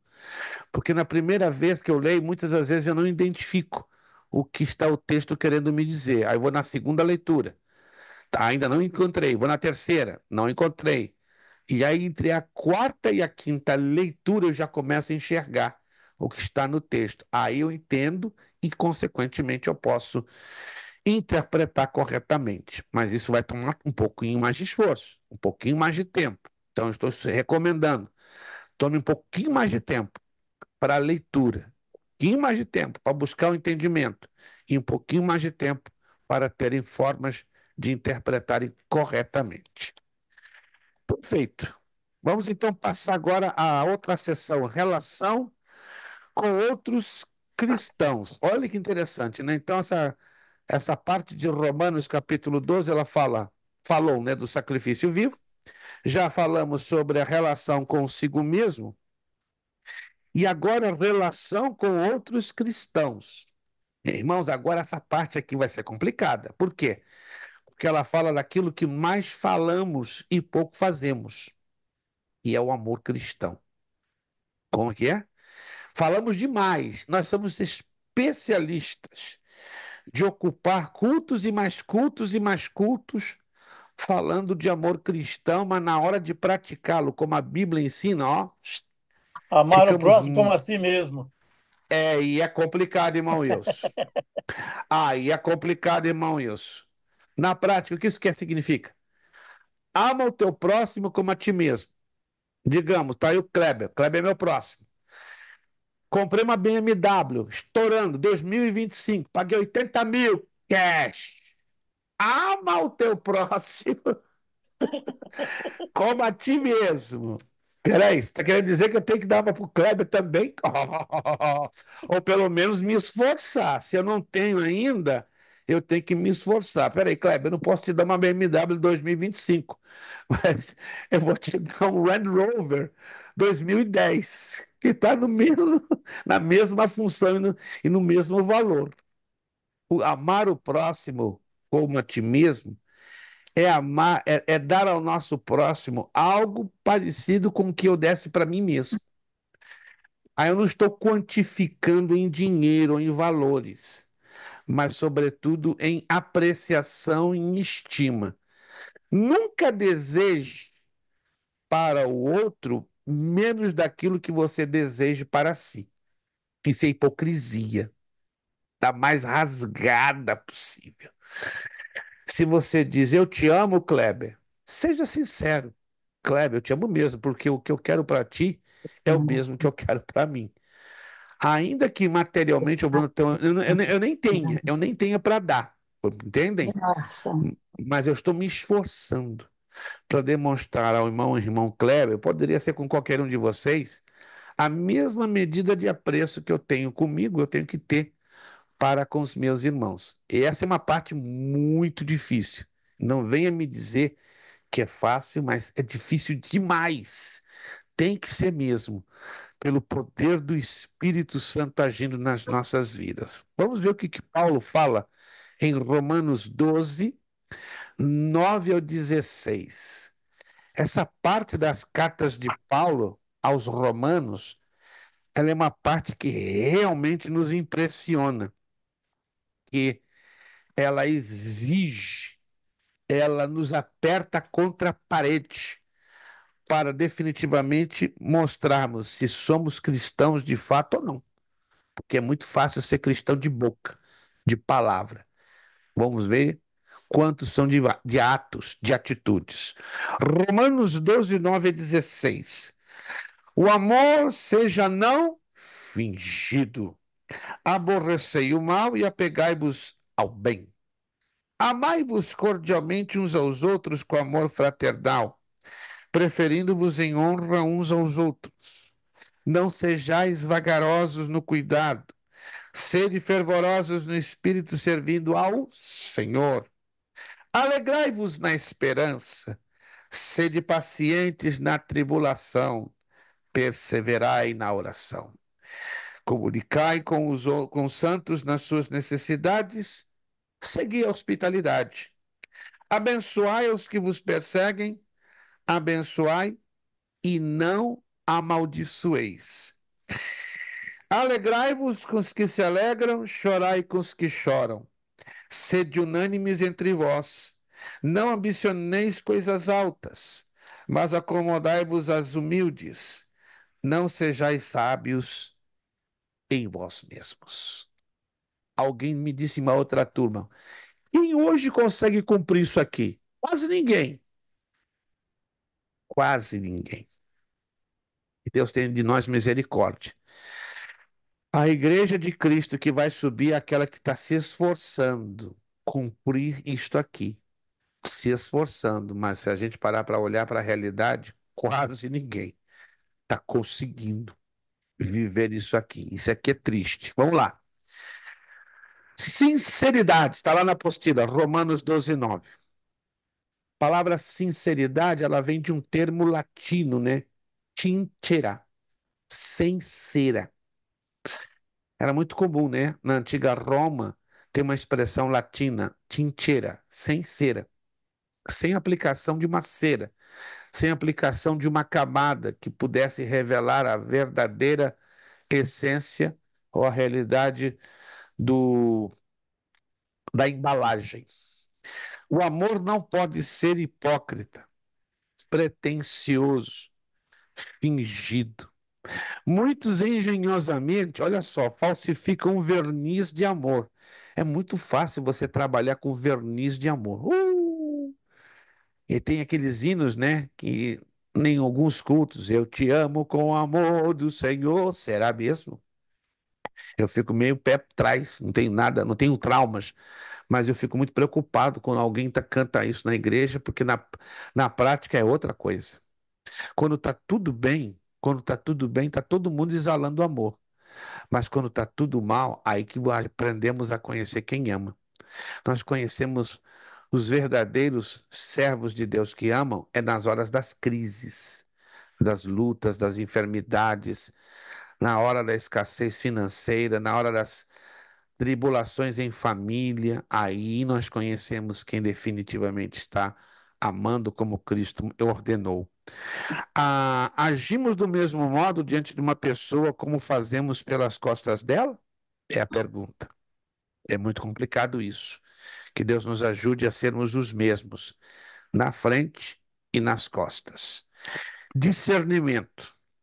O amor defenderá o que é direito, procurando os melhores interesses daquele que é amado. Geralmente nós buscamos muito os nossos interesses e nos esquecemos de que nós fomos salvos para buscar os interesses dos demais. Igual casamento. Eu vi esses dias um pastor ensinando, você deve ter isso na mente. Você se casou para ser feliz. Opa! Opa! Aquilo ali me chocou. O quê? E ele repetiu 5 vezes.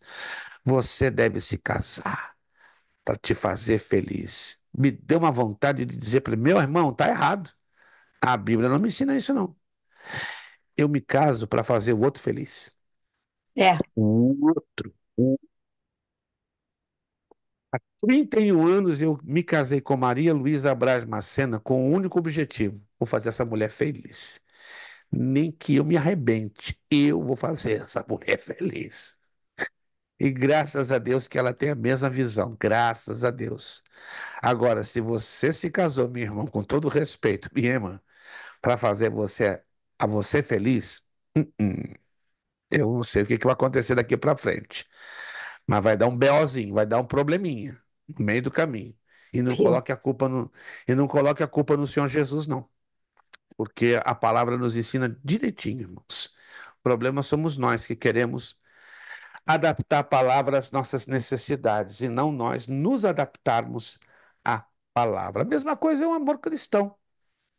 O amor cristão é você amar o outro para o benefício do outro, não amar o outro para o meu benefício.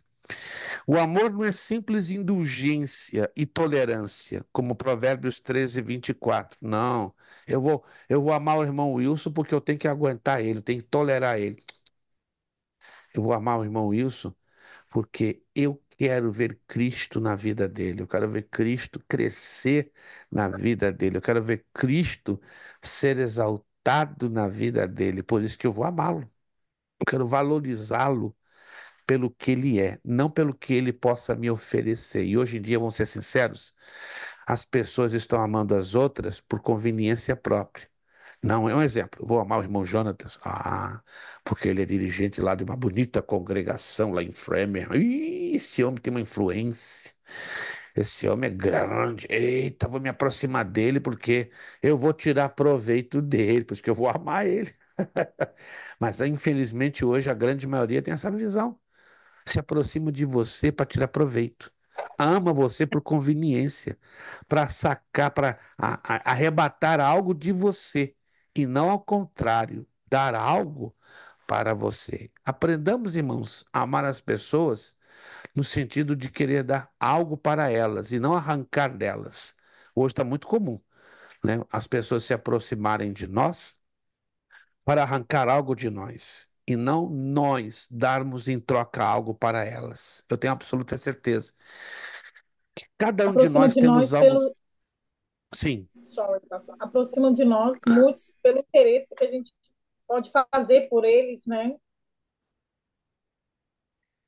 E Ixi, acredite, minha muito. irmã, eu tô ultimamente um pouquinho, não, não é um desabafo, não, eu tô um pouquinho lavado disso. Lavado, lavado e enxaguado disso. Quando vem um caboclo que nunca me viu mais gordo e me se aproxima de mim assim, sem mais, sem menos, não é que eu esteja tão machucado ou traumatizado, eu já fico com o nariz levantado, né? Tipo aqueles cachorros fazendo assim. O que está acontecendo? Não sou rico, não tenho influência, não sou famoso, não tenho 2 milhões de seguidores no Instagram. Qual é essa que o camarada está tendo? Qual a intenção dele se aproximar de mim? Aí eu fico bem, como diz o ditado, eu fico cabreiro, levanto as 3 antenas e me perguntando: tem interesse? Claro. Agora, quando uma pessoa me abandona rapidinho, eu já descubro, já sei. Não tive nada em troca para dar, não sirvo de mais nada.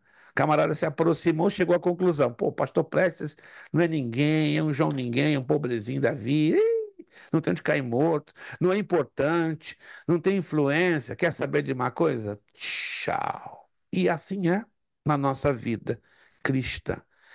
Por isso que a gente tem que ter muita maturidade, irmãos, para a gente não estar se decepcionando tanto com as pessoas, mas aprender a amá-las como elas são, com todas as suas deficiências, com todas as suas falhas e com todos os seus fracassos, e geralmente não esperando muito delas, né? Mas trabalhando, pedindo com que Deus trabalhe na nossa vida para doar-nos para elas e não esperar muito delas. Vamos lá. Afeto. Fora da Bíblia, o termo era usado exclusivamente para a família física. O amor cristão pelos irmãos deve ser tão forte quanto os laços de família. É muito normal, né? Você amar o seu papai, amar a sua mamãe, amar os seus filhos. Será que conseguiríamos ter esse mesmo amor com aqueles que não são dos nossos laços de família? E é essa a ideia que a palavra de Deus nos dá, né? Que deveríamos amar os demais, mesmo não sendo laços de família, tendo o mesmo sangue, mas tendo a mesma intensidade como você ama o seu pai, a sua mãe, os seus filhos, os seus irmãos. Deus nos ajude a nos apropriarmos deste amor, que esse é o verdadeiro amor, não um amor unicamente de boca. É que depois. Honra, honra. Devem honrar e exaltar uns aos outros. Isso está difícil. E tem uma abordagem um pouco estranha, né, que eu ouço nas redes sociais. Deus vai te honrar. Deus vai te honrar, mas sabe por que eles falam isso? Eles estão falando dessa honra aqui, ó. Ó, a honra financeira. Deus vai te honrar. Não, não, não, não, não, não. Não precisamos ficar batendo nessa tecla, porque Deus sempre, pela sua misericórdia, não pelo que eu sou, pelo que você é, Ele tem prazer de nos honrar a partir do momento que honramos a Ele. Oh, oh, oh, oh, oh. Temos que aprender primeiro a honrar a Ele. Quando aprendemos a honrar a Ele, espere que Ele vai honrar a nós. Agora, não espere o homem te honrar. O homem não reconhece isso. É muito difícil o homem. Eu não falo isso, repito uma vez mais, porque sou uma pessoa ferida ou machucada, não. Que a gente vive um pouquinho ao longo da vida e a gente aprende que não existe a honra humana. Não existe. E mesmo, e pior ainda, partindo da igreja, da casa de Deus. Porque são poucos, né, que vão nos honrar como Deus nos honra. Então, o melhor é honrar a Ele e honrar aos nossos irmãos. E não esperar que ninguém, em contrapartida, em troca, nos honre. Se alguém te honrar, levante a mão e agradeça a Deus. Eu fico bem surpreso quando alguém me honra. Opa! Novidade, novidade. Mas que Deus nos ajude a aprendermos a sempre, ó, direcionar a honra para alguém, né? Honrar o Kleber, honrar o irmão Wilson, honrar a Meire, honrar cada um de vocês, sabendo que eu não preciso esperar troca. Se vier algo a nível de retorno, glória a Deus. Se não vier nada, minha consciência está totalmente tranquila, porque eu estou me esforçando em cumprir a palavra de Deus. Honra, já falamos, né? O verbo honrar pode sugerir exceder-se um ao outro no honrar seu irmão. Sempre colocar o seu irmão acima de você e nunca você acima dele. Entusiasmo. Tá difícil ver gente entusiasmada hoje, até para servir a Deus. Tá difícil ver gente entusiasmada para pegar compromisso para servir a Deus. Tá difícil ver gente entusiasmada para estudar a palavra de Deus. Não estou puxando a sardinha para a minha brasa, não, não, não. Mas olha, vamos prestar atenção. Nos anos 70 e 80, os seminários eram lotados. 80, 90, 100, 120, 160 pessoas numa sala de aula. Hoje em dia, se você consegue reunir 10 numa sala de aula para ensinar a palavra de Deus, levanta a mão porque é uma vitória grandíssima. Porque as igrejas hoje foram desaprendidas a não amarem o ensino da palavra. Bendita seja aquela igreja, bem-aventurada aquela igreja que ainda tem aquela visão bíblica da necessidade do ensino da palavra de Deus, ou seja, são líderes que estão entusiasmados, né, para levar a igreja a aprenderem a palavra de Deus. Os cristãos não devem ser indolentes e lerdos. Muitos têm projetos ambiciosos, mas não perseveram. Nossa energia tem que ser dirigida para o Senhor, isto é, o controle do nosso entusiasmo, pois precisa ser regulado por Cristo. Já viu aquele líder que grita às 10 trombetas, vamos começar o projeto tal, vamos começar o projeto tal, vamos começar o projeto tal, mas faz cada alarde nas redes sociais e passado 2 semanas para no meio do caminho. Que Deus nos ajude a começarmos e a terminarmos com entusiasmo. Não é fácil, nem um pouquinho. Começar um curso de teologia, sabem por experiência própria, é fácil, nem um pouquinho. Não. Nem um pouquinho. Todo tipo de luta, problema, desafio, do nada aparece para parar você, desanimar você, jogar você lá no buraco para parar. Irmãos, nós temos, infelizmente, tido, não vou exagerar números, eu nem quero dar números, mas são dezenas de alunos que entram e saem. Assim, é uma rotatividade muito grande. Eu estava fazendo esses dias um cálculo por alto da quantidade de pessoas que entram e saem. Se todos que entraram até hoje, desde que a nossa escola foi fundada, permanecessem até hoje, nós teríamos, sem exagero nenhum, mais de 500 alunos. Hoje, teríamos mais de 500 a 600 alunos. Mas, infelizmente, a gente, com o passar dos anos, aprende a saber, depois de um mês, quem vai ficar e quem vai sair no meio do caminho. Incrível. Não me perguntem, isso é uma coisa que a gente aprende ao longo da vida, né? Eu sei exatamente quem vai parar no meio do caminho e quem vai chegar até o final. É fácil. Depois de um mês, 4 semanas convivendo com o aluno, é fácil, eu vou saber. São os mesmos sintomas, a falta de entusiasmo. Vamos ser sinceros? Quantos aqui trabalham? E muito. Vamos lá. Quantos aqui têm problemas? E muito. Quantos aqui têm obstáculos à sua fé cristã, à sua caminhada com Cristo? Vamos lá. Quantos aqui têm. ou- E muito. Muito. Agora para pensar.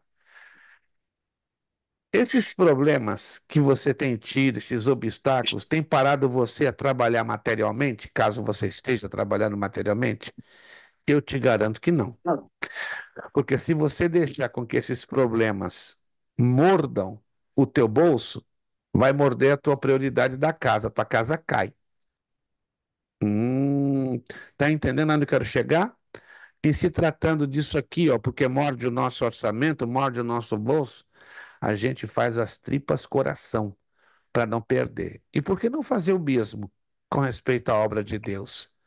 Com respeito a servir a Deus na igreja, com respeito, com todo respeito, não estou puxando a sardinha para a minha brasa, a estudar a palavra de Deus. E é muito fácil a gente dizer, eu desisto, eu desisto. Para mim é deplorável quando um obreiro diz, "Ih, pastor, eu não aguento mais não. Vou virar a boca de um presbítero, de um diácono, de um evangelista, eu não estou aguentando o tranco. Ué, você não sabia que seria difícil? Você não tinha ideia de quanto seria desafiante? Então, como é que você... Jesus mesmo disse, aquele que coloca a mão no arado e olha para trás, não é digno de mim. Então, que Deus tenha de nós misericórdia, né? A vida cristã é difícil, ou é fácil? É Difícil. difícil e demais. E demais. Mas o nosso Deus nos quer pessoas entusiasmadas. Amém. Mas da onde eu vou tirar o entusiasmo? Da graça de Deus. Que Deus nos encha da sua graça e do seu entusiasmo. Ciência. Isso eu não tenho. Não, pastor. Deus colocou uma sogra na minha vida que é uma prova de paciência. Ué, mas lembra que a sua sogra é a mãe da sua esposa. Se você não tem paciência com a sua sogra, como é que vai ser com a sua esposa? Então vamos parar para pensar. Paciência não é uma virtude humana, é divina. A Bíblia nos ensina É um que Deus. dom. Como é que Paciência é é? um dom. Algo parecido que se aproxima a um dom. Não seria propriamente um dom, mas é muito parecido. É, Vamos em. porque. Hã? A Bíblia tem uma resposta para isso, sabia, pastora Darlete? Eu vou dar essa resposta agora. Então fala. Romanos capítulo 5. Nós já passamos por esse texto, mas às vezes nos esquecemos. Deus, dá-me paciência. Olha só, pode pedir a Deus paciência, mas Ele não vai mandar paciência de graça, não. Ela tem um preço. E temos que continuar pedindo paciência. Romanos capítulo 5, versículo 3. 3. E não somente isso, eu estou lendo a versão Almeida Revista Corrigida 2009. De repente a sua tradução vai ser um pouquinho diferente, pode ser Almeida Revista Atualizada, edição contemporânea, mas a ARC 2009 diz o seguinte: e não somente isto, mas também nos gloriamos nas tribulações, sabendo que a tribulação produz o quê? Perseverança. Perseverança, mas a minha tradução, como a de alguns dos irmãos, diz paciência. Quem tem essa tradução? Que a Mas tribulação produz. Tá ali, paciência. paciência. Paciência. Perseverança não é. A minha Perseverança e paciência estão muito juntinhas, mas são diferentes. São muito parecidos. Por isso que há uma pequena dificuldade de tradução em algumas Bíblias, né? A tradução mais correta pelo grego é paciência, ainda que a perseverança ela é parecida com a paciência, mas a paciência ela é muito mais extensa. Então, e a tribulação produz paciência. Paciência. Aí o versículo 6. E a paciência, a experiência. E a experiência, a esperança. Versículo 5. E a esperança não traz confusão, porquanto o amor de Deus está derramado em nosso coração pelo Espírito Santo que nos foi dado. Então qual é a conclusão que aprendemos aqui? Para termos paciência, temos que ter tribulação. Pai, me dá paciência, Deus vai te dar tribulação. Então eu não vou pedir mais a Deus paciência. Eu preciso de paciência, irmãos. Não tem jeito. É o tipo da coisa que eu e você, nós precisamos. E Nós uma coisa que nem precisamos. Nós precisamos de precisamos. paciência. Todos nós. Necessitamos. Agora, tem um negócio aqui que acabamos de ler, ninguém pede isso aqui. Ninguém faz isso aqui, ó. Olha só, no versículo 3. E não somente isto. Isso aqui ninguém faz. A maioria não faz. 99% não faz. 1% faz. Mas 99% não faz. Olha só. E não somente isto, mas nos gloriamos Nas nas o quê? pró- A nas vitória? No próprias triunfo? tribulações, nas tribulações. Ah! Ninguém vai lá no púlpito para dar testemunho, irmãos. Eu louvo a Deus pela luta que eu estou passando. Você já viu isso?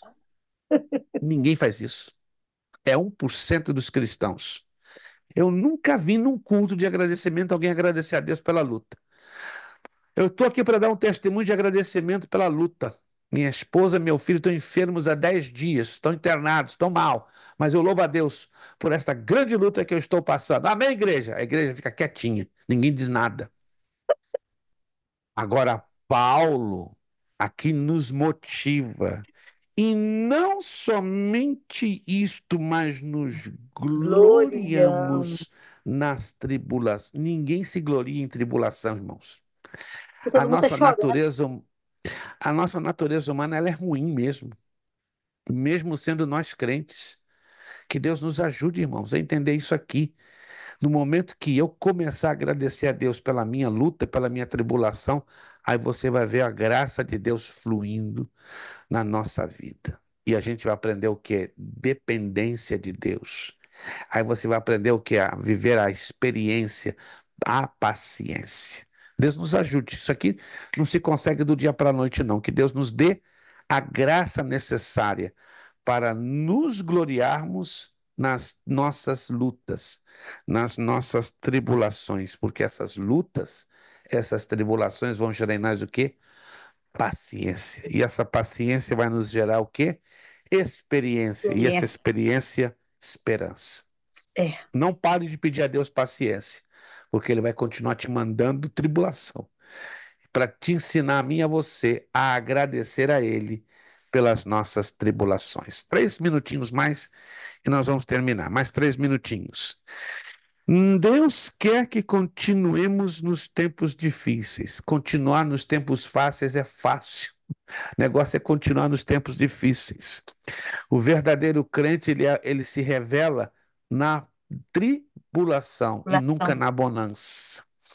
É. Nossa perseverança depende da nossa esperança, fixando-nos no Senhor e em nossa perspectiva de estar com Ele e de nossas orações. Quero fechar aqui com a generosidade. Precisamos ajudar nossos irmãos necessitados com boa vontade. Ironicamente, quando nos tornamos mais prósperos, parece que nos tornamos mais mão fechada, sovinas. Agora, observe bem. Isso não quer dizer que você vai ajudar a qualquer abusado, porque tem pessoas que abusam, tem pessoas que não têm escrúpulos. Por É. exemplo, é um exemplo. Ah, irmão Wilson, tá trabalhando bem, ganhou um bom, tá tirando 10 mil por mês. É um exemplo. Se vão estar ganhando 10 mil, glória a Deus. Se não tá, vamos chegar lá. Aí você Então eu aplica o vou. discernimento, né, pastor? Aí está. Aí está. Tem cristãos que são, desculpa a expressão, sem vergonhas. Sabe que o irmão Wilson ganha 10, 15 mil por mês e vai se aproveitar da generosidade dele. Temos que ter cuidado, irmãos. Tem no nosso meio cristão pessoas inescrupulosas que vão se aproveitar de nós, da nossa generosidade para nos explorar. Mas aí precisamos ter o quê? Discernimento. É. Abrir a mão para quem definitivamente está precisando. Abrir a mão para quem definitivamente está ali aos pés de Cristo. E não para os abusados e vivaldinos que estão aí fazendo-se de vítimas e se aproveitando da generosidade de terceiros. Então, que Deus não. É como a irmã Eni agora há pouco estava falando, né? Pela falta de transparência em muitas igrejas, muitos estão deixando de dizimar e de ofertar. E isso prejudica, né, a própria pessoa em si e prejudica o bom andamento do corpo de nosso Senhor Jesus Cristo. Muito bem, nós vamos parar por aqui. Próxima aula, já fechando Cartas Paulinas 1. Vamos entrar com a hospitalidade. Aí vamos fechar, né, o estudo da Carta aos Romanos, né, porque aí nós vamos falar bem rapidinho sobre a relação com os não cristãos, a relação com o governo, o fraco e o forte, e fazer alguns rápidos comentários finais. Tá? Então anote aí, nós vamos recomeçar na próxima aula, na parte da hospitalidade, 11 de novembro.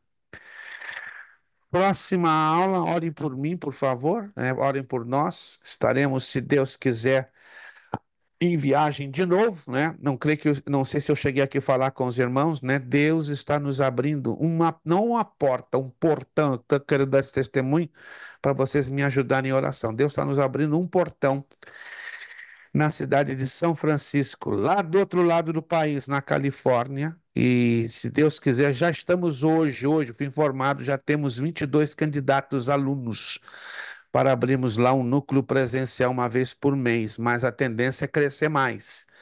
Poderíamos, em janeiro, começarmos entre 35 a 40 novos alunos. Tanto que, de uma certa forma, um tanto urgente, eu vou ter que viajar segunda que vem para São Francisco, para ter outra reunião com outro grupo de alunos de três, quatro outras igrejas. Então, eu vou ficar 3 dias rapidamente lá. Então, estou indo de novo. Meu Deus, misericórdia, nos dá a sua graça. Então, estamos indo cedinho, né? Saindo daqui de Orlando cedinho, 6 horas da manhã. Chegaremos no horário de lá às 10. E aí a nossa aula, na próxima aula, vai ser lá de São Francisco. Então, me ajude com as suas orações, que Deus está movendo as águas, né? E vamos ter um núcleo presencial a partir de janeiro, para a glória do Senhor nosso Deus. Não sei o que que Deus está querendo, mas algo ele tá fazendo. A minha oração é que ele faça o que ele quiser com respeito a esta escola teológica, que não fique apenas 2 núcleos presenciais, mas estamos aí tendo essa surpresa, né? E poderão ser 5 a 6 igrejas que vão se unir com este novo núcleo ali em São Francisco, na Califórnia, funcionando aos terceiros sábados de 10 da manhã às 5 da tarde. Posso contar com as orações de vocês? Eu preciso das orações de vocês. Preciso, né? Vai ser um pouco mais cansativo para mim, não é? Viajar são 7 horas de viagem daqui até São Francisco, todos os terceiros sábados, mas a gente quer fazer na direção de Deus e, sobretudo, para glorificar o Senhor nosso Deus. Vamos terminar a nossa aula de hoje. Obrigado, Kleber, pelo esforço de estar aqui conosco. Obrigado, irmão Wilson, né? Que estava com uma pequena indisposição, mas Jesus trabalhou rápido com essa indisposição, né, e vai continuar trabalhando. Obrigado, evangelista Jonatas. Deus continue abençoando a sua vida, a sua família, a administração dessa igreja linda, abençoada aí de Framingham. Deus tem grandes coisas ainda a fazer, meu irmão. Grandes coisas. Tenho orado pela sua vida, pelo seu ministério. Deus vai ser glorificado e Deus vai fazer um mover aí forte. Não sei como e quando, mas esses dias Deus ministrou muito forte no meu coração, né? Para o irmão se preparar, que o Espírito Santo vai soprar forte aí, para que o nome dele seja glorificado e vai ter coisa boa acontecendo. Pastora Darlete, Deus lhe abençoe, um prazer grandíssimo. Quando a senhora não aparece, eu fico um pouquinho mais triste, né? Mas a senhora dá um colorido, o seu sorriso, a sua presença, com certeza, como de todos os demais, fazem uma diferença aqui na aula. Obrigado, irmã Amém. Meire. Obrigada. Continua com essa aparência de professora, né? Amém.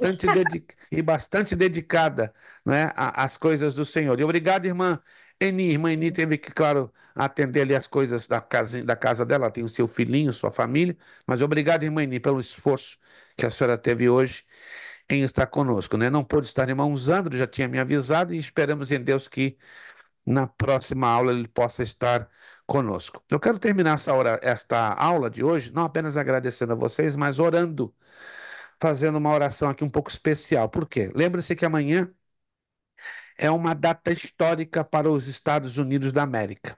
Para É, quem pode votar, amanhã é uma data muito importante. Quem não ainda pode votar, podemos orar. orar.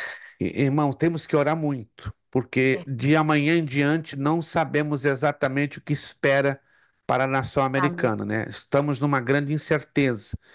Não temos, infelizmente, não estou aqui como um político, quem me conhece já há algum tempo, eu não sou uma pessoa que opino sobre coisas ligadas à política, mas está preocupante. Essa eleição está muitíssimo preocupante. Eu estou nesse país há 24 anos e eu nunca vi uma situação tão difícil como agora, né? Entre Kamala Harris e Donald Então, Trump, né? Eu não tenho, eu tenho um posicionamento, mas eu não quero aqui expressá-lo, porque eu não estou aqui como um político, mas como ministro do Evangelho. Vamos orar, irmãos, para que amanhã o Espírito Santo tenha misericórdia, não é? Que fale nas consciências das pessoas e dos cristãos, para darem o seu voto para a opção menos pior. Porque não temos bons candidatos, né? Mas temos que ter consciência, né? As pessoas precisam ter consciência sobre quem elas vão votar e que elas possam votar na menor opção, ou seja, na opção menos pior. Porque se for feita uma opção errada, uma escolha errada, o país e eu e você, que estamos aqui vivendo nessa nação, sofreremos consequências sérias e pesadas. Mas também tem um cenário profético a ser desenrolado a partir de amanhã, então temos que ficar atentos, porque Jesus está voltando e as coisas tendem a não ficarem boas, muito pelo contrário, vão ficar piores. Mas que vamos clamar, temos que clamar, temos que clamar, temos que fazer a nossa parte, temos que pedir a Deus usar de misericórdia para com a nação americana. Vamos então orar ao Senhor, apresentando a nação americana, né, que hoje é a sua pátria, é o seu lugar de vida, onde estou eu, onde está você, onde estamos nós, né? Inclusive aqui tirando o nosso ganha-pão, né, a nossa sobrevivência. Alguns, graças a Deus, já têm bens materiais, já têm a sua casinha própria, já têm o seu veículo, então já tem uma certa estabilidade. Então temos que clamar a Deus misericórdia para que a nossa vida não seja afetada ou abalada com o que poderá acontecer a partir de amanhã. Vamos orar? Senhor Deus e Pai, nós levantamos as nossas mãos na direção das autoridades que a partir de amanhã serão renovadas e constituídas sobre os Estados Unidos da América. Pedimos que tu tenhas misericórdia da nação americana, nação na qual nos encontramos há alguns anos, na qual vivemos há alguns anos, nação que tiramos o nosso pão de cada dia, temos o nosso trabalho, o nosso sustento. Muitos de nós já temos uma vida já estabilizada ou estabelecida, muitos já foram abençoados com uma casa própria, com um veículo, com bens materiais. Deus, usa de misericórdia desta nação, ó Deus. Usa de misericórdia com as pessoas que vão votar no dia de amanhã, que possam fazer uma escolha com muita sabedoria. Não há não há melhores candidatos, não há boas opções de candidatos, mas que ganhe a opção que seja menos pior para o país, mas que a tua vontade, acima de tudo, seja feita. Se será Kamala, se será Trump, não sabemos, mas que o Senhor tenha misericórdia dos Estados Unidos da América, que o Senhor, em nome de Jesus, tenha misericórdia das nossas vidas e das nossas famílias. Tenha compaixão de nós, Senhor. Aconteça o que aconteça nesta nação. Carecemos e necessitamos da tua misericórdia sobre a nossa casa, sobre a nossa família, sobre os nossos negócios, sobre tudo que está debaixo da nossa autoridade, do nosso controle humanamente falando. Tenha misericórdia, Deus, porque dependemos 100% de ti. Nos dá uma noite de paz, uma semana de vitória, uma semana abençoada. Ser misericordioso para com cada um de nós, abençoando o trabalho das nossas mãos, dando-nos saúde, dando-nos vida, dando-nos força para seguir adiante e até mesmo concluir este curso médio em teologia que alguns estão já há meses batalhando, ó Deus. Muito obrigado pela vida dos meus irmãos, das minhas irmãs. Obrigado, ó Deus, por esta rica oportunidade que temos em estudar a tua palavra e também falarmos contigo no final desta aula. Obrigado, nossa oração que te fazemos, agradecidos em o nome de Jesus. Amém. Amém. Nosso lema para fechar tudo: seriedade, compromisso, disciplina, seriedade, compromisso, disciplina, seriedade, compromisso e disciplina. É necessário que ele cresça e que eu diminua. É necessário que ele cresça e que eu diminua. É necessário que ele cresça e que eu diminua. E a Deus damos o quê? A honra, a glória e o poder, ó. Beijão no coração de vocês. Até amanhã o vídeo da aula de segunda e a de hoje vai estar postado. Nós estamos contendo alguns probleminhas técnicos, mas repito, até amanhã a aula de segunda passada e a de hoje vão estar postados lá no grupo. Deus os abençoe, muito obrigado. A paz do Senhor. Nos encontramos próxima segunda lá de São Francisco, Califórnia, na nossa última aula de cartas paulinas. Está lá, irmão Wilson, né? Com a sua netinha lá, fazendo aquele gesto que só ele e ela juntos podem fazer. Muito obrigado a todos vocês. Bom descanso, a paz do Senhor. Vitoriosa semana. Segunda, dia 11, estou lá com vocês. São Francisco, Califórnia. Ao vivo, no nosso horário daqui, né? E eu no horário de lá. Paz do Senhor a todos. Deus os abençoe poderosamente em nome de Jesus. Muito A obrigado. paz, boa noite a todos.